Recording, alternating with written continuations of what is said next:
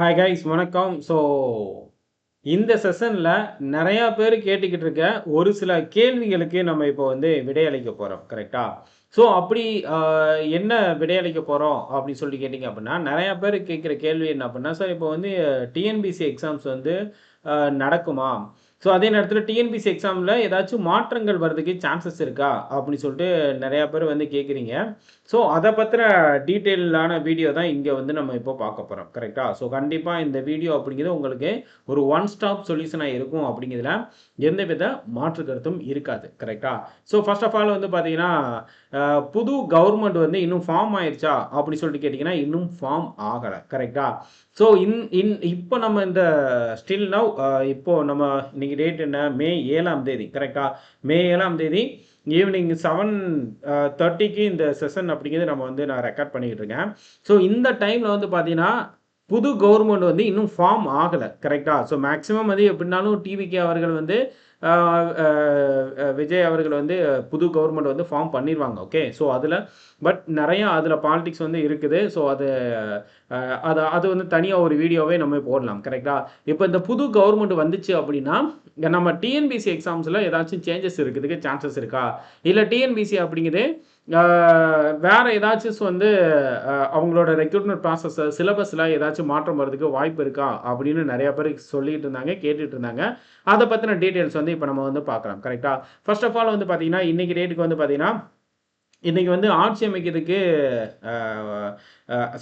சிஎம்மாக பதவியேற்பு விழா வந்து இன்றைக்கி நடந்திருக்கணும். கரெக்டாக? ஆஸ் பர் டேட்டு படி பார்த்தீங்கன்னா, பட் இன்னும் அவங்க வந்து பதவியேற்பு விழா ஆளுநர் அவர்கள் வந்து தாவைக்காக்கு இன்னும் அழைப்பு விடுக்கலை. அதனால் காங்கிரஸ் வந்து தாவைக்கா சைடு வந்து போயிட்டாங்க. கரெக்டாக 5 பீப்புள் வந்து போயிட்டாங்க. அப்போது 108லேருந்து 5 பீப்புள் வந்து ஜாயின் பண்ணதுனால அவங்களோட டோட்டல் பலம் அப்படிங்கிறது 108லேருந்து கிட்டத்தட்ட 112. கரெக்டாக? சாரி 112 தான். ஏன்னா ஒரு இடம் அப்படிங்கிறது அவங்களுக்கு விஜய் அவர்கள் 2 இடத்துல வின் பண்ணியிருக்காங்களா, அப்போ ஒரு இடம் வந்து லெஸ் ஆயிரும். 112 இடம் அப்படிங்கிறது இன்றைக்கி ரேட்டுக்கு அவங்களுக்கு வந்து இருக்குது. கரெக்டாக? 112. ஏன்னா 113 தான், பட் -1. ஏன்னா திருச்சி கிழக்கில் வந்து ரிசைன் பண்ணிடுவாங்க. அப்போ அங்கே யார் வர்றாங்க அப்படின்னு சொல்லிட்டு தெரியல. அப்போ அதோட ரிசல்ட் வந்து 112 பேர் தான் அவங்க கையில் இருக்கிறாங்க. கரெக்டாக? ஒரிஜினல் அக்கௌண்ட் வந்து பார்த்தீங்கன்னா 111 தான். ஏன்னா சபாநாயகருக்கு ஒரு சீட்டு வந்து போயிடும். சபாநாயகரால் ஓட் போட முடியாது. கரெக்டாக? நார்மலான டைமில். அப்போ 111 தான் அவங்களோட மெஜாரிட்டி. அப்போ கவர்னர் அவர்கள் வந்து நீங்கள் மெஜாரிட்டியை ப்ரூவ் பண்ணுங்க, 118 மெஜாரிட்டியை ப்ரூவ் பண்ணிங்க, அதுக்கப்புறம் நம்ம வந்து பதவி பிரமாணம் வந்து நம்ம வந்து பண்ணி வைக்கலாம் அப்படின்னு சொல்லிட்டு சொல்லியிருக்காங்க. என்ன நடக்க போகுது அப்படின்னு சொல்லிட்டு பொறுத்து இருந்து பார்க்கலாம். சுப்ரீம் கோர்ட்டுக்கு வேறு அப்பியர் பண்ணியிருந்தாங்க. ஏன்னா எஸ்ஆர் பொம்மை கேஸ். கரெக்டாக? எஸ்ஆர் பொம்மை கேஸ்லேயே வந்து பார்த்தீங்க அப்படின்னா 1994ல்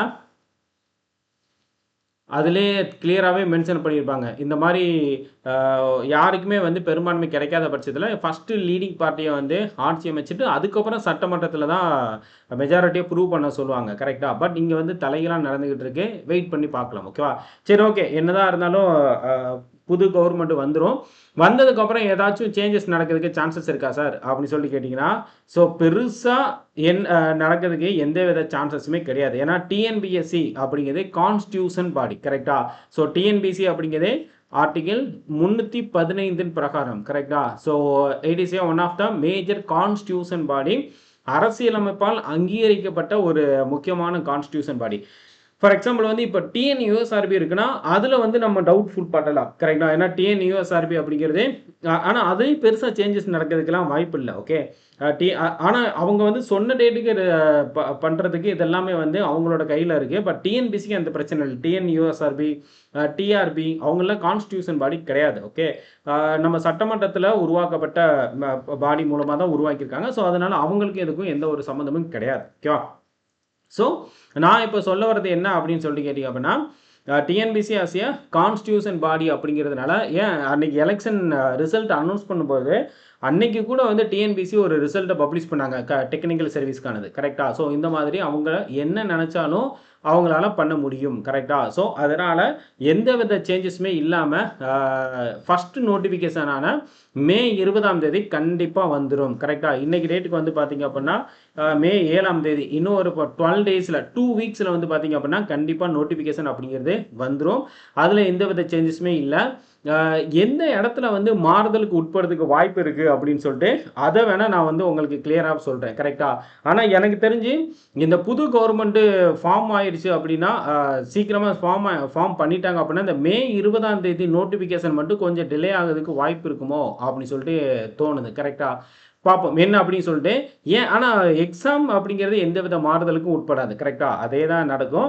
அதே மாதிரி குரூப் 1 சர்வீசஸ் அப்படிங்கிறது ஜூன் 23ஆம் தேதி. அதே மாதிரி உங்களுக்கு குரூப் 2 சர்வீசஸ் வந்து பார்த்தீங்கன்னா ஆகஸ்ட் 11 அண்ட் குரூப் 4க்கு வந்து அக்டோபர் 6ஆம் தேதி நோட்டிஃபிகேஷன் அப்படிங்கிறது ரிலீஸ் பண்ணுறாங்க. கரெக்டாக? முக்கியமான டேட் என்ன அப்படின்னா செப்டம்பர் 6ஆம் தேதி, அதே மாதிரி அக்டோபர் 25, அப்புறம் டிசம்பர் 20. கரெக்டாக? இதெல்லாம் வந்து முக்கியமான டேட்டு. குரூப் 1, குரூப் 2, குரூப் 4, அதே மாதிரி டெக்னிக்கல் சர்வீஸ். கரெக்டாக?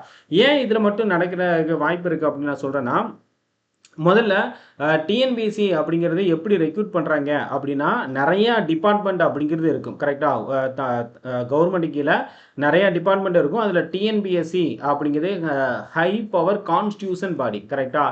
ஸோ இவங்க என்ன பண்ணுவாங்க அப்படின்னு சொல்லிட்டு கேட்டிங்க அப்படின்னா வேக்கன்சி அப்படிங்கிறது வேறு வேறு டிபார்ட்மெண்ட்லேருந்து வேக்கன்சி அப்படிங்கிறது கொண்டு வராங்க. கரெக்டாக? ஸோ டிஎன்பிஎஸ்சி ஸோ வேக்கன்சி அப்படிங்கிறது இருக்குது பார்த்தீங்களா? கரெக்டாக? இப்போ வேக்கன்சி அப்படிங்கிறது டிஎன்பிசி எத்தனை வேக்கன்சி இருக்கோ அது எல்லாத்தையுமே வந்து ஃபில் பண்ண மாட்டாங்க. அதே நேரத்தில் அந்த வேக்கன்சியை வந்து அப்ரூவல் கொடுக்குறதும் டிஎன்பிசி கிடையாது. வேக்கன்சியை வந்து யாருக்கிட்ட அனுப்புவாங்க அப்படின்னா தமிழ்நாடு கவர்மெண்ட் கிட்ட அனுப்புவாங்க. கரெக்டாக? ஓகே. ஸோ இப்போதைக்கு இந்த வருஷத்துக்கான வேக்கன்சி போன வருஷமே வந்து பார்த்தீங்கன்னா டிசம்பர்லேயே என்னென்ன வேக்கன்சிலாம் இருக்குது அப்படின்னு சொல்லிட்டு ஒவ்வொரு டிபார்ட்மெண்ட்டும் வேக்கன்சி லிஸ்ட்டை வந்து பார்த்தீங்கன்னா ஓகே தமிழ்நாடு கவர்மெண்ட்டோட ஒவ்வொரு டிபார்ட்மெண்ட்டும் அது என்ன டிபார்ட்மெண்ட்டாக வர இருக்கலாம். ஸோ ஒவ்வொரு டிபார்ட்மெண்ட்டும் வந்து பார்த்தீங்கன்னா வேக்கன்சி லிஸ்ட்டை வந்து டிஎன்பிசிக்கு ஆல்ரெடி அனுப்பியிருப்பாங்க. கரெக்டாக? எங்களுக்கு இந்தந்த வேக்கன்சி எல்லாம் தேவை அப்படின்னு சொல்லிட்டு எல்லா லிஸ்ட்டையும் வந்து டிஎன்பிசிக்கு அனுப்பியிருப்பாங்க. அந்த லிஸ்ட் எல்லாமே வந்து டிஎன்பிசி என்ன பண்ணுவாங்க அப்படின்னா தமிழ்நாடு கவர்மெண்ட்டுக்கு அனுப்புவாங்க. ஸோ தமிழ்நாடு கவர்மெண்ட்டு இப்போ ஃபார் எக்ஸாம்பிள் வந்து 5000 பேர் எங்களுக்கு தேவைப்படுது அப்படின்னு சொல்லிட்டு அவங்க வந்து சொல்கிறாங்க அப்படின்னா தமிழ்நாடு கவர்மெண்ட்டு அவங்க ஃபினான்சியலாக நம்ம வந்து ஸ்டேபிளாக இருக்கிறோமா, இப்போ 5000 பேர் வந்து நம்ம ரெக்ரூட் பண்ணுறோம் அப்படின்னா அவங்களுக்கு ரிட்டையர்மெண்ட் ஆகுற வரைக்கும் ஒரு அமௌண்ட்டு இப்போ குரூப் 4ல் வந்து 10,000 பேர் செலக்ட் பண்ணுறாங்க அப்படின்னா அவங்களுக்கு பேசிக் பே அப்படிங்கிறது 25,000 கொடுக்குறாங்க. அவங்களோட எக்ஸ்பென்சிவ் அப்படிங்கிறது அவங்க ரிட்டையர்மெண்ட் ஆகுற வரைக்கும் ஒரு ஆளுக்கு மினிமம் வந்து ஒரு 2 கோடி ரூபாய் வந்து செலவாகுது அப்படின்னு வச்சுக்கோங்களேன். அப்போ வந்து 5000 பேருக்கும் 2 கோடி ரூபாய் அப்படிங்கிறது நம்மளால் கடைசி வரைக்கும் கொடுக்க முடியுமா? அதேமாதிரி ஏன்னா இது வந்து ஒரு 5000 பேர் புதுசாக உள்ளே ஜாயின் பண்ணுறாங்க, 10,000 பேர் ஜாயின் பண்ணுறாங்க அப்படின்னா அவங்களுக்கு கவர்மெண்ட் தான் வந்து சேலரி கொடுக்கணும். கரெக்டாக? அப்போ அவங்களால நம்மளால் வந்து சேலரி கொடுக்க முடியுமா? அப்போ நம்மளால் வந்து 10,000 பேருக்கு கொடுக்க முடியாது, ஒரு 5000 பேரை வந்து நீங்கள் ரெக்ரூட் பண்ணிக்கோங்க அப்படிங்கிறது இந்த தமிழ்நாடு கவர்மெண்ட் தான். இந்த ஃபினான்சியலாக நம்ம வந்து ஸ்டேபிளாக இருக்குமா, சேலரி இஷ்யூஸ் எதுவுமே இருக்காது, நம்மளால் இதை வந்து ஹேண்டில் பண்ண முடியும் அப்படின்னு சொல்லிட்டு தமிழ்நாடு கவர்மெண்ட் இதுக்கு அப்ரூவல் பண்ணி மறுபடியும் இந்த வேக்கன்சி லிஸ்ட்டை வந்து டிஎன்பிசிக்கு அனுப்புவாங்க. கரெக்டாக? ஓகே. ஸோ வேக்கன்சி எவ்வளோ வேக்கன்சி வந்து அப்ரூவ் கொடுக்குறாங்க அப்படிங்கிற பொறுத்து தான் இவங்க டிஎன்பிஎஸ்சி வந்து நோட்டிஃபிகேஷன் பப்ளிஷ் பண்ணுறதுல பிரச்சனை இருக்காது. இந்த வேக்கன்சி அப்ரூவல் கொடுக்கறதுல கண்டிப்பாக இந்த பிரச்சனை அப்படிங்கிறது இருக்கும். கரெக்டாக? அதே நேரத்தில் வந்து பார்த்தீங்கன்னா இப்போ இந்த புது கவர்மெண்ட் வந்து ஃபார்ம் ஆகுறதுக்கு நிறைய டிலே ஆகிக்கிட்டு இருக்கு. ஓகே. ஸோ இன்னைக்கு டேட்டுக்கு வந்து புது கவர்மெண்ட் ஃபார்ம் ஆனாலும் மே 20 அவங்க சொன்ன டேட்டு படி பார்த்தீங்கன்னா மே 20ஆம் தேதி நோட்டிஃபிகேஷன் விடணும். கரெக்டாக? இன்னும் 12 நாளில் புது கவர்மெண்ட் ஃபார்ம் பண்ணதுக்கே வந்து டிலே ஆகுற பட்சத்தில் புது கவர்மெண்ட் அப்ரூவல் கொடுத்தா தான் ரிசல்ட்டே பப்ளிஷ் பண்ண முடியும். கரெக்டாக?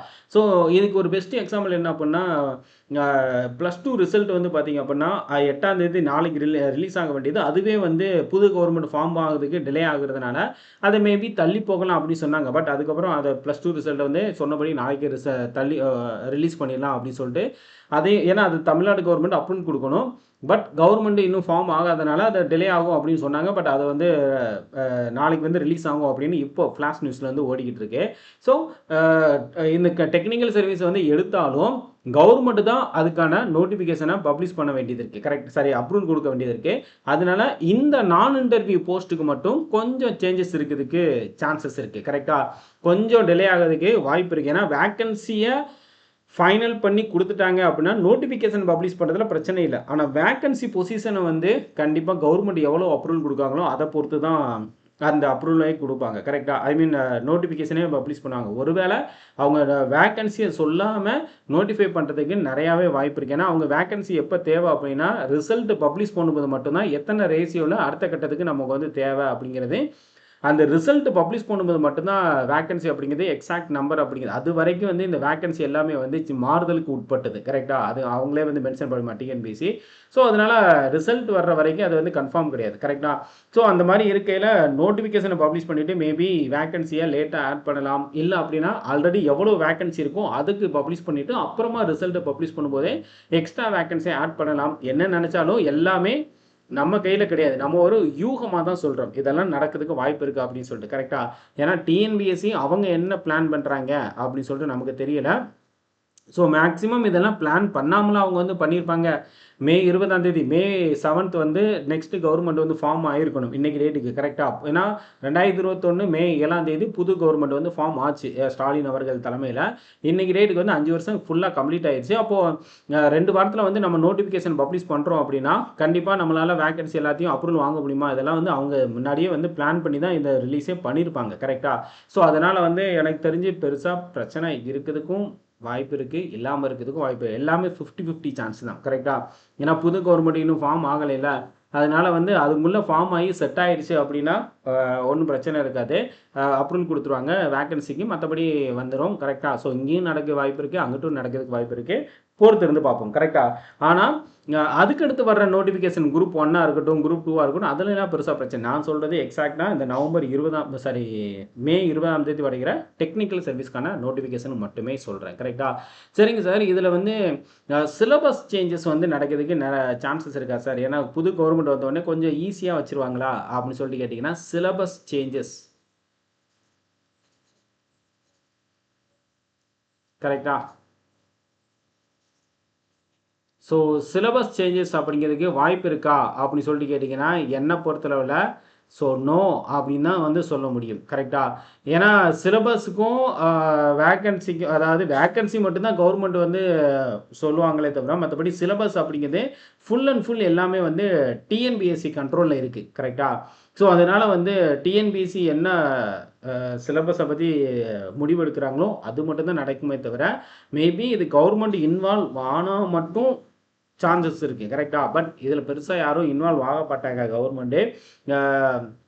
ஸோ அதனால் சிலபஸ் சேஞ்ச் பண்ணுறதுக்கு வாய்ப்பு இருக்கா அப்படின்னு சொன்னீங்கன்னா கண்டிப்பாக வந்து கிடையாது.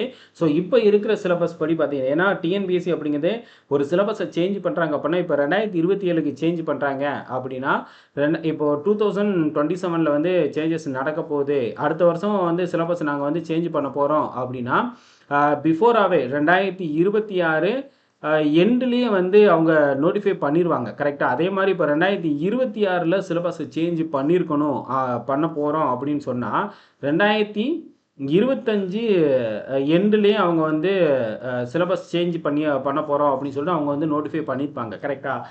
அப்போ தான் வந்து ஸ்டூடெண்ட்ஸ் வந்து படிக்கிறதுக்கு கரெக்டாக இருந்திருக்கும் அந்த பிளானை ரிலீஸ் பண்ணும்போதே. பட் இப்போதைக்கு எந்த வித அப்டேட்டும் இல்லாதனால சிலபஸ் அப்படிங்கிறதெல்லாம் சேஞ்ச் ஆகுதுக்கு வாய்ப்பே கிடையாது. அதை பற்றின எந்த ஒரு நியூஸும் வந்து வைரல் ஆகலை. கரெக்டாக. அப்படி ஏதாச்சும் வந்துச்சுனாலும் அது ரூமர் தான். கரெக்டாக. ஸோ அதனால் நீங்கள் அதை பற்றி எதுவும் கவலைப்படாதீங்க.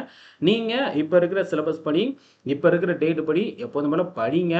அது என்ன நடக்குதோ பார்க்கலாம். கரெக்டாக. அதே மாதிரி டெக்னிக்கல் சர்வீஸுக்கான நோட்டிஃபிகேஷன் இன்னும் ஒரு 2 வாரத்தில் வருதா இல்லையா அப்படின்னு சொல்லிட்டு, இது அங்கேயும் வாய்ப்பு இருக்குது, இங்கேயும் வாய்ப்பு இருக்குது. வேக்கன்சி சொல்லாமல் அவங்க ஆல்ரெடி இருக்கிற வேக்கன்சியை வந்து நோட்டிஃபை பண்ணிவிட்டு அப்புறமா பார்த்துக்கலாம் அப்படின்னு நினச்சாங்கன்னா நோட்டிஃபிகேஷனை பப்ளிஷ் பண்ணிடுவாங்க. இல்லை நிறைய வேக்கன்சி வந்து இருக்குது, கவர்மெண்ட் அப்ரூவல் கொடுக்கணும், வெயிட் பண்ணுவோம் அப்படின்னு நினச்சாங்கன்னா நோட்டிஃபிகேஷன் கொஞ்சம் தள்ளி போகிறதுக்கு வாய்ப்பு இருக்குது. எப்படி இருந்தாலும் வந்து கவர்மெண்ட் ஃபார்ம் ஆகிறத பொறுத்து தான் இருக்குது. ஸோ நம்ம கையில் ஒன்றும் கிடையாது. கரெக்டாக. கூடிய சீக்கிரத்தில் ஒரு புது கவர்மெண்ட் வந்து ஃபார்ம் ஆகும் அப்படின்னு சொல்லிட்டு நம்பிட்டு டிஎன்பிசி தேர்வில் எந்தவித மாற்றமும் இருக்கிறதுக்கே வாய்ப்பே கிடையாது. ஸோ நல்லபடியாக படிங்க.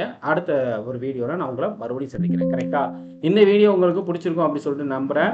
அது மாதிரி நீங்கள் நம்ம சேனலுக்கு இன்னும் சப்ஸ்கிரைப் பண்ணலை அப்படின்னா சப்ஸ்கிரைப் பண்ணிக்கோங்க, பெல் ஐக்கானை கிளிக் பண்ணிக்கோங்க. கண்டிப்பாக இந்த வீடியோ அப்படிங்கிறது உங்களுக்கு பிடிச்சிருந்துச்சுன்னா லைக் பண்ணியிருக்கோங்க. Thank you guys. நெக்ஸ்ட் வீடியோவில் பார்க்கலாம். நன்றி.